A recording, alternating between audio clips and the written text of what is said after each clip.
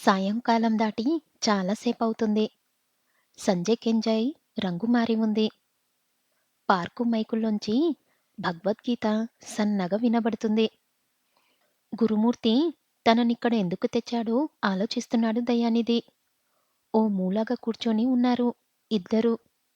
2 నిమిషాల మౌనం తర్వాత నోరు మెదిపాడు గురుమూర్తి. నాకో సహాయం చేసి పెట్టాలి అడిగాడు గురుమూర్తి. దయానిధి కలవరపాటుగా చూశాడు. గురుమూర్తి అవసరమేమిటో చెప్పకుండానే తన ఆసక్తత చెప్పటం మంచిదనుకున్నాడు. మరోలా అనుకోవద్దు. నెలాఖరు. నాకే ఇబ్బందిగా ఉంది. అసలు నేనే వచ్చి నిన్ను అడుగుదాం అనుకుంటున్నాను. ఈ నెల అద్దె కట్టలేదు. ఇంకా మెస్, ఇస్త్రీ, పనమ్మాయి చెప్పుకుపోతున్నాడు సంసారిలా. ఛఛ! ఆర్థికమైన సహాయం కాదు. ఎలా చెప్పాలో అర్థం కావటం లేదు. మాటల కోసం తడుముకున్నాడు. దయానిధి తేలికగా ఊపిరి పీల్చుకున్నాడు. డబ్బు కాదు. కాబట్టి తన సహాయానికి కొదవలేదు. భుజం మీద చెయ్యి వేసి గురుమూర్తిని అడిగాడు. నా దగ్గర దాపరికమెందుకు? ఏమిటో చెప్పు. స్నేహితుడిగా నీకు సహాయం పడలేకపోతే మన స్నేహమే వేస్ట్. అవసరానికి ఆదుకునేవాడే నిజమైన స్నేహితుడు. గురుమూర్తి సంతృప్తిగా తల ఊపాడు. నాకా నమ్మకముంది. అందుకే ఎవరి దగ్గరికి వెళ్ళకుండా నీ దగ్గరికే వచ్చాను. నా మనసు పొరల్లో నిక్షిప్తమైన వ్యధ. నేను అనుభవించిన చిత్రవధ మొత్తం అంతా చెప్పేస్తాను. ఇదంతా నీకు చెబుతున్నది సానుభూతి కోసం కాదు. నిన్ను అడగబోయే సహాయానికి ఉపోద్ఘాతం లాంటిది. విషయం చెప్పు. లోపల విసుక్కొని మాటల్లో కనబడకుండా అన్నాడు. ప్రభావతి తెలుసుగా. అది అది మొదట ఇలానే ప్రవర్తించింది. దయానిధి అర్థం కానట్టు మొహం పెట్టాడు. కాని ప్రభావతి గురించి అతనికి పూర్తిగా తెలియకపోయినా చాలా తెలుసు. గురుమూర్తి భావరితంగా మొహం పెట్టి ప్రారంభించాడు. ప్రభావతి నా భార్యగా మాత్రమే తెలుసు. ఆమెలోని విచ్చలవిడితనం గురించి చాలా మందిలానే నీకు తెలియదు. దయానిధి పెదవులపై చిరుదరహాసం ప్రత్యక్షము మాయమైంది. చాలా రోజులుగా అడగాలనుకుంటుంది, తెలుసుకోవాలనుకుంటుంది, తెలుసుకుంటున్నాడు. ఎప్పటికైనా ఉపయోగపడవచ్చు. తన కుటుంబంలోని మచ్చలు వేలెత్తి చూపించినవాడు తాను తిరిగి అన్నెందుకు తప్పక తెలుసుకోవాలి. మనలో తప్పులున్నప్పుడు తన తోటివారిలో కూడా తప్పు వెతికి పెట్టుకొని అవసరార్థం ఉపయోగించటం తెలివిగలవారి లక్షణం. ఆ రకంగా తెలివిగలవాడు దయానిధి. గురుమూర్తి తన మానన తాను చెప్పుకోపోతున్నాడు. సుఫలలానే అది అమాయకంగా కుడికాలిని పెట్టి నా జీవితంలోకి ప్రవేశించింది. చిన్నప్పటి నుంచి నన్ను పెనవేసుకున్న ఏకాంతాన్ని పారద్రోలింది.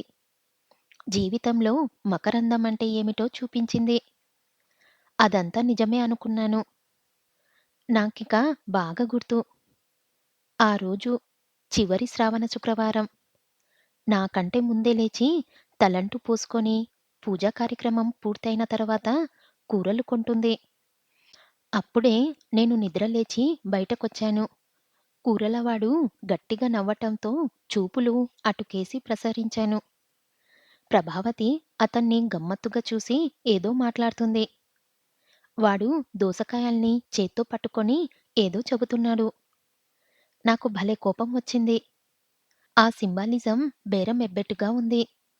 వాణ్ణి కూరల గంపని ఒక్క తన్ను తందామన్నంత కోపం వచ్చింది. అడుగు ముందుకు వేశాను. అప్పుడు కనిపించిన దృశ్యం ఇప్పటికీ నా కళ్ళల్లో మెదులుతుంది. కూరలవాడి చేతిలో ఉన్న దోసకాయ కంటే పెద్దవి. వాటికంటే నునపాయినవి, రంగు కలవి ఆ రెండు. ఆ రెంటి వంకే వాడు ఆశగా చూస్తున్నాడు. చేతిలో కాయని లయబద్ధంగా తిప్పుతున్నాడు. ఎందుకో ఆ క్షణం వాడి మీద నాకు కోపం రాలేదు. కారణం మన బంగారం మంచిదైతే వేరే వాడినెందుకు తప్పు పట్టటం? ప్రభావతి పమిట చాలా వరకు చెదిరిపోయి ఉంది. ఎంతగా చెదిరిపోయిందంటే, వేదమంత్రాల మధ్య నేను కట్టిన తాళిబొట్లు మధ్యలో ఊగిసలాడుతూ నాకే కనిపిస్తున్నాయి. ప్రతి భారత సతిమానం చంద్రమతి మాంగల్యం. ఆడదానిలో కొన్ని గుప్తమైన ప్రదేశాలతో పాటు మాంగల్యం కూడా పరుల కంటపడకూడదు.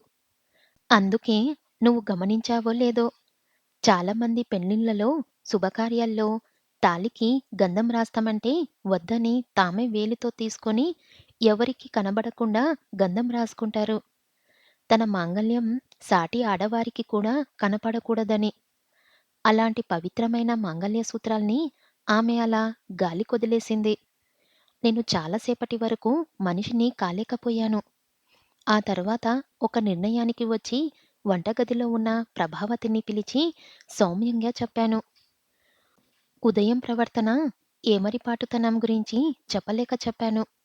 కానీ ఆమె దాన్ని తేలికగా కొట్టివేస్తూ, అంటే మీ ఉద్దేశం బయట జారినా చూసుకోలేనంత స్థితిలో ఉన్నానా? వాడు మరీ రేట్లు ఎక్కువ చెబుతున్నాడు. నేనే కావాలని కొద్దిగా జార్చాను. దరిద్రుడు రూపాయి చెప్పింది అర్ధ రూపాయికిచ్చాడు. ఆ మగజాతే అంతా. బయట జార్చితే చాలు వెధవలైపోతారు. ప్రభావతి నిర్వించనానికి నేను నిర్ఘాంతపోయాను. పెళ్ళైన అన్ని రోజుల తర్వాత మొట్టమొదటిసారి ఆ రాత్రి నేను సంసారం చెయ్యలేదు అని చెప్పటం కంటే, చెయ్యలేకపోయాను అని చెప్పటం సముచితంగా ఉంటుంది. అంతవరకు చెప్పి శూన్యంలోకి విరక్తిగా చూశాడు. బహుశా తన అసమర్థతను తానే బయట వేసుకున్నందుకు అయి ఉంటుందనుకున్నాడు దయానిధి. మౌనంగా జేబులోంచి సిగరెట్ తీసి వెలిగించుకొని తృప్తిగా పొగ వదిలాడు. గురుమూర్తి మళ్ళీ చెప్పటం ప్రారంభించాడు. అన్ని రోజులు తిరిగి వెళ్ళిన ఏకాంతం తిరిగి నన్ను కలుసుకుంది. ఒంటరిగా గడపాలనే కోరికే ఎప్పుడు కలిగేది. సాధ్యమైనంత ఎక్కువగా ప్రభావతికి దూరంగా ఇంట్లోనే గడిపేవాణ్ణి. నిజం చెప్పాలంటే ఆ రోజు నుంచి నాలో విసుగు, అసహనం ప్రవేశించాయి. చెప్పుకోలేని బాధ. నా మీద నాకే కోపం. ప్రభావతిని చీటికి మాటికి విసుక్కునేవాణ్ణి. అలాంటి స్థితిలో ఒకరోజు తల నొప్పిగా అనిపించటంతో ఆఫీసులో పర్మిషన్ అడిగి ముందే ఇంటికి వచ్చాను.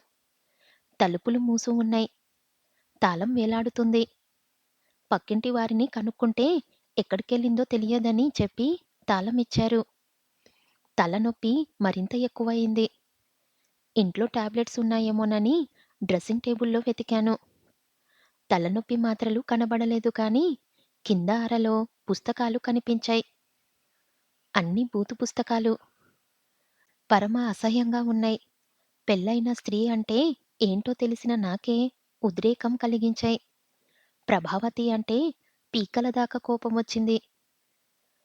విచ్చలవిడితనాన్ని నేర్పే ఆ సాహిత్యం ప్రభావతి ఇష్టపడుతుందని తెలుసుకోగానే ఏం చెయ్యాలో అర్థం కాక అనాలోచితంగా పరుపు కింద వెతికాను. బూతు పుస్తకాలు కనబడలేదు గాని కొన్ని లేఖలు కనబడ్డాయి.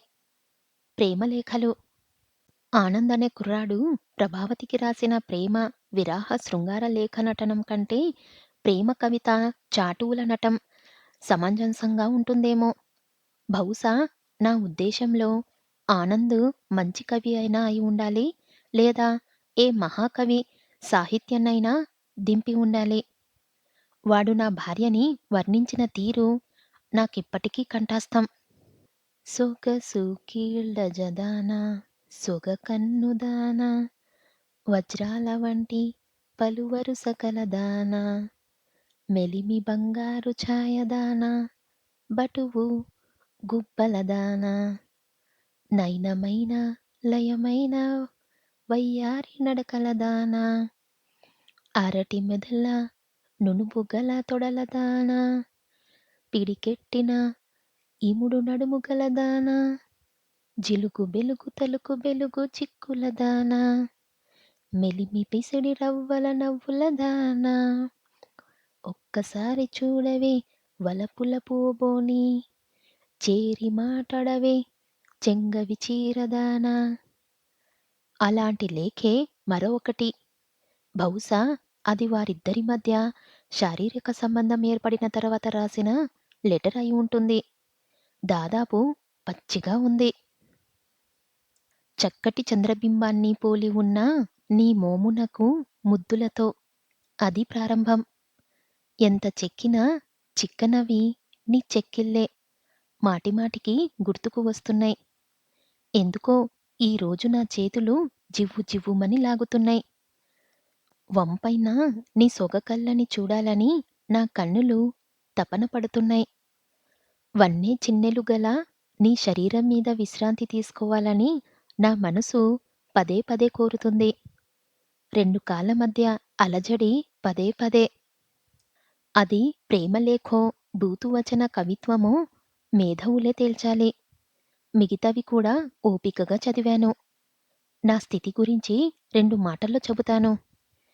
ఎప్పుడో చిన్నప్పుడు మా నాన్నమ్మ చనిపోయిన రోజు ఏడ్చాను. మళ్ళీ ఆ రోజు జీవితంలో రెండోసారి ఏడ్చాను. పెళ్ళికి ముందే వయసు వడిలో ఆకర్షణకి లోనై ఉంటే ఉండొచ్చు. వయసు వేడి అని సరిపెట్టుకునేవాణ్ణి. కానీ పెళ్ళయి ఇన్ని రోజులు ఆ ఉత్తరాలు చింపయ్యలేదంటే అర్థం? ఇంకా వాడి మీద మోజు తీరలేదనేగా? నేను అప్పుడు ఏడ్చింది నా పెళ్ళాం పెళ్ళికి ముందే తప్పటడుగు వేసిందని కాదు. పెళ్ళయినా ఆ తప్పును ఒప్పుగానే అనుకుంటుందనే. ఎప్పుడో సాయంత్రం 6 గంటలకి వచ్చింది. నేను పగిలే అగ్నిపర్వతంలా ఉన్నాను. వస్తూనే చేతిలోని పుస్తకాలను చూసింది. మొహంలో ఏమాత్రం జంకు కనపడలేదు. బలి తెగించిన స్త్రీని ఆ రోజు మొట్టమొదటిసారిగా చూశాను. ఏంటివి? నువ్వు సంసారం చేస్తున్నావా? సానె కొంపలో ఉంటున్నావా? అడిగాను. ఆమె నుంచి ఆ ప్రశ్నకి సమాధానం అలా వస్తుందని తెలిసి ఉంటే ఆ ప్రశ్న అడిగేవాణ్ణి కాదేమో. నా అసమర్థత మీద దెబ్బ కొట్టింది. అక్కడే ఉదయం, మధ్యాహ్నం, రాత్రి భోజనంతో పాటు కావాల్సిన శారీరక సుఖం దొరుకుతుంది. ఇక్కడ వట్టి బియ్యపు గింజలేగా? ఆ వేడి మాటలు నా ఈగోని దెబ్బతీశాయి. ఉన్మదిగా మారిపోయాను. ఆ బరితెగించిన విధానానికి తట్టుకోలేకపోయాను. చావా చాదను. నోటికొచ్చినట్టు తిట్టాను. పరుపు కింద నుంచి ఉత్తరాలు తీసి మొహం మీద కొట్టాను. ఇప్పటిదాకా వాడితో కులికి వస్తున్నావా? అని అరిచాను. నువ్వే చెప్పు. నా స్థానంలో నువ్వుంటే ఏం చేస్తావు? చంపెయ్యవా? కానీ నేను చంపలేదు. వదిలెయ్యలేదు. సమాజానికి, సంఘానికి భయపడి నాలో కుమిలి కుమిలి ఏడ్చాను. ప్రభావతి కళ్ళు రక్తం కారేలా ప్రవర్తించాలనుకున్నాను. ఆ రోజు నుంచి కట్టడి చేశాను. నా కడుపు మంట తీర్చుకోవటానికి నేను చాలా హింసలు పెట్టాను. తట్టుకోలేక నా దగ్గరకొచ్చి క్షమించమని ఏడ్చింది. చేసిన తప్పుల గురించి నిజాయితీగా చెప్పమన్నాను. ఆమె మాత్రం ఆనంద్‌కి తనకు సంబంధం లేదని చెబుతూనే, ఒక పక్క తానింతవరకు తప్పులు చేసి ఉంటే 3 రోజుల ముట్టుతో మలినం ద్వారా బయటికెళ్ళిపోతుందని, తాను ప్రస్తుతం బయట ఉన్నానని, స్నానం పూర్తయ్యాక తానెటూ వెళ్ళనని లోపలికి కారిగా ఆనంద్‌తో తనకి సంబంధం ఉందని ఒప్పుకుంది. ఆడది చేసే రంకు. అపవిత్రత బయటికి పోయేందుకే భగవంతుడు స్త్రీకి ఆ 3 రోజులు బహిష్టు పెట్టాడని ప్రభావతి చెప్పిన దాన్ని బట్టి నేను సరిపెట్టుకున్నాను. జరిగింది దాదాపు మర్చిపోయాను. ఆ రోజుల్లో నేను ఎక్కువగా ఆఫీస్ పని మీద క్యాంపులకి వెళ్తుండేవాణ్ణి. అర్జెంటుగా హైదరాబాద్ వెళ్ళాల్సిన పని పడటంతో నేను సర్దుకునే హడావడిలో ఉన్నాను. ట్రైన్ ఎప్పుడో రాత్రి 8:00కైనా నేను హైరాణ పడుతున్నాను. అలాంటి సమయంలో వచ్చాడు రాజు. నా భార్య చెల్లెలి భర్త. ప్రభావతి తల్లితో సమానం. రాగానే ప్రభావతి చెల్లి గురించి కుశల ప్రశ్నలు అడిగింది. దూరపు చుట్టరికం కూడా ఉండటంతో ప్రభావతి అతనితో ఫ్రీగా మాట్లాడింది. నేను ఫార్మాలిటీగా పలకరించాను. తాను కూడా ఏదో ఆఫీస్ పని మీద వచ్చానని, పని పూర్తయిందని 10 గంటల బండికి వెళ్తున్నానని చెప్పాడు. అందరం కలిసి భోజనం చేశాం. 8కి నా బండి కావటంతో నేను వస్తానని చెప్పి, అతనితో కాసేపు విశ్రాంతి తీసుకొని వెళ్ళండని చెప్పి వెళ్ళాను. ఆ రోజు నా ట్రైన్ లేటు. దురదృష్టం. కొన్ని సార్లు అదృష్టం, దురదృష్టం రూపంలో వస్తుంది. ప్రభావతి దురదృష్టం కొద్దీ ఆ రోజు బండి 4 గంటలు లేటు. స్టేషన్‌లో అంతసేపు వెయిట్ చెయ్యలేక నెమ్మదిగా ఇంటికొచ్చాను. అప్పుడు ఇప్పటిలా మా ఇంటి చుట్టుపక్కల ఎక్కువ ఇళ్ళు లేవు. 7కి అర్ధరాత్రి అయినట్టు ఉంటుంది. ఆ రోజు వీధి దీపాలు కూడా వెలగటం లేవు. రాత్రి 9 దాటుతుంది. నేను తాపీగా గేటు తీసుకొని తలుపు కొట్టబోయి ఆగాను. కారణం సన్నగా నవ్వులు, గాజుల శబ్దం, ఆడదాని గాజుల శబ్దం. ఏ సమయంలో ఎలా వస్తుందో నాకు తెలియకపోవటానికి నేనేమి చిన్నపిల్లవాణ్ణి కాదు. మనసులోకి అనుమానం వచ్చి పడింది. క్షణంలో అది మెరుపర్వతం అయ్యింది. నా ఇంట్లో నేను దొంగలా వెళ్లి కిటికీల్లోంచి తొంగి చూశాను. అసలు నేను అనుమానిస్తున్నది ఆనంద్ గురించి. అక్కడ నేను చూసింది రాజుని. నా తలలో డైనమోట్లు పేలినట్లు అనిపించింది. అంతా మసక చీకటిలోనూ అతని మొహం స్పష్టంగా కనిపించింది. ప్రభావతి మీద అతనెంతగా కదులుతున్నాడంటే వడ్రంగి మేస్త్రి చేతిలో చిత్రిక కూడా అంత స్పీడుగా కదలదేమో. నేను అలానే నేలకి జారిపోయాను. ఎంతసేపు అలా ఉన్నానో నాకే తెలియదు. లోపల్నుంచి మాటలు వినిపిస్తున్నాయి. నిట్టూర్పులు, శ్వాసలు స్పష్టంగా చెవిన పడుతున్నాయి. భావప్రాప్తి అంటే ఏంటో నాకు తెలిసేలా చేశావు అన్న రాజు మాటలు ముద్దు శబ్దానికి నేను విచ్చలాడుతున్నానయ్యాను. ఓ పక్క వదినా అని అంటూనే భావప్రాప్తి గురించి చెబుతున్న అతని సంస్కారానికి ఏం పేరు పెట్టాలో అర్థం కాలేదు. ప్రభావతి ముద్దు ముద్దుగా అంటుంది. వారకాంతలను తల్లి వదిన, దాసి, అప్ప, చెలియ, దాది అని, కేలిక, గృహంబున, బరిమటించటు, విటధర్మము కాదు. వావి లేదు. సానివారి ఎంట ఇది వీటధర్మం. ఇది చెప్పింది కాళిదాసు మహాకవి. అంటే ఇది భోగం కొంప. నోరెళ్ళబెట్టాడు రాజు. ఈ రాత్రి మగాడా? దాని అర్థం అది కాదు. వలచి వచ్చిన ఆడదాన్ని ఆ పేరుతో పిలవటం ధీరుడి లక్షణం కాదు. స్త్రీని సంతృప్తిపరచలేక పిలిచే ఆ పిలుపుల వావిలేని వ్యభిచారుల కంటే హీనులు అని అర్థం. రాజు గలగలా నవ్వాడు.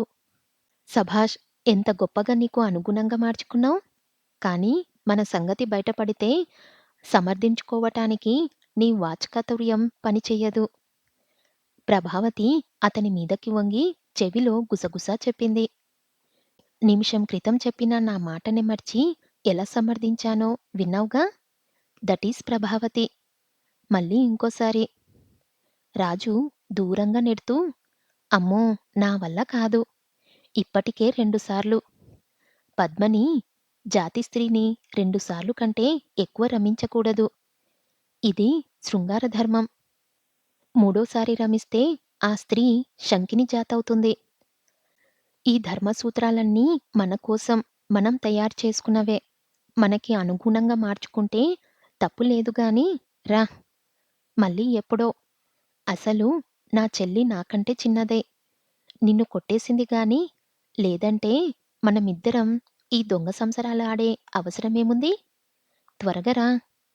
నా తొలి పరిచయపు తొడ పరిచయం చూసి చాలా రోజులయ్యింది. చేతకాని మొగుణ్ణి కట్టుకొని జీవచ్ఛవంగా బతుకుతున్నాను. గదిలోంచి ఓ పెద్ద బండరాయి నా మీద వేసినట్లనిపించింది. ఎక్కడ్నుంచి వచ్చిందో ఆవేశం. లేచి వెళ్లి తలుపులు బాదాను. విపరీతమైన ఆవేశం. బహుశా నన్ను చేతకాని వాడినని జమకట్టినందుకై ఉంటుంది. దాదాపు పిచ్చివాడిలా తలుపులు బద్దలయ్యేలా బాదాను. అలా 5 నిమిషాల వరకు అరుస్తూనే ఉన్నాను. లోపల ఇద్దరి మానసిక స్థితిరేంటో నాకు తెలియదు. ముందు ప్రభావతే తలుపు తీసింది. కాని ఆమె అదరలేదు, బెదరలేదు, చలించలేదు. నిర్లక్ష్యమైన చూపులు. దేనికైనా సంసిద్ధతని తెలియజేసే మొండితనం కనిపించాయి. ఏమిటి? అర్ధరాత్రి న్యూసెన్స్? తిన్నగా తలుపు కొడితే తీయనా? అరిచింది. నేను నిరుత్తుడైపోయాను. విచక్షణాన్ని పూర్తిగా మర్చిపోయాను. దగ్గరలో కుర్రపేడు కనిపించింది. దాన్ని తీసుకొని ఇష్టం వచ్చినట్టు లోపలికి తీసుకెళ్ళి ముందు రాజుగాణ్ణి బాదాను. ధాటికి తట్టుకోలేక 4, 5 దెబ్బలకే పరుగులెక్కించుకున్నాడు. ప్రభావతిని మాత్రం వదలదలుచుకోలేదు. ఆ రోజు అదే చివరి రోజు. చేద్దామనుకున్నాను. కొట్టి కొట్టి చంపేయాలనుకున్నాను. అదే పేడుతో ఇష్టమొచ్చినట్లు కొట్టాను. గగ్గులు పెట్టింది. అప్పటిదాకా కిటికీల్లోంచి చూస్తున్న చుట్టుపక్కల వారు వచ్చి చేరారు. ప్రభావతికి రక్షణ కల్పించారు. ఒకరిద్దరు నన్ను పట్టుకున్నారు. "నువ్వు మనిషివా? పశువువా? ఆడదాన్ని, పెళ్ళాన్ని పట్టుకొని కొడతావా?" అడిగారు. ఆవేశంతో అనాలోచితంగా ఉన్న నేను వాళ్ళని వదిలించుకొని మళ్ళీ బాదాను. ప్రభావతి తన్నులు తింటూనే, ఏడుస్తూనే చుట్టూ ఉన్నవారిని సహాయం అడిగింది. "ఏమనో తెలుసా? చంపేస్తున్నాడు, కాపాడండి. నా నపుంసకు మొగుడు నుంచి రక్షణ కల్పించండి" అని.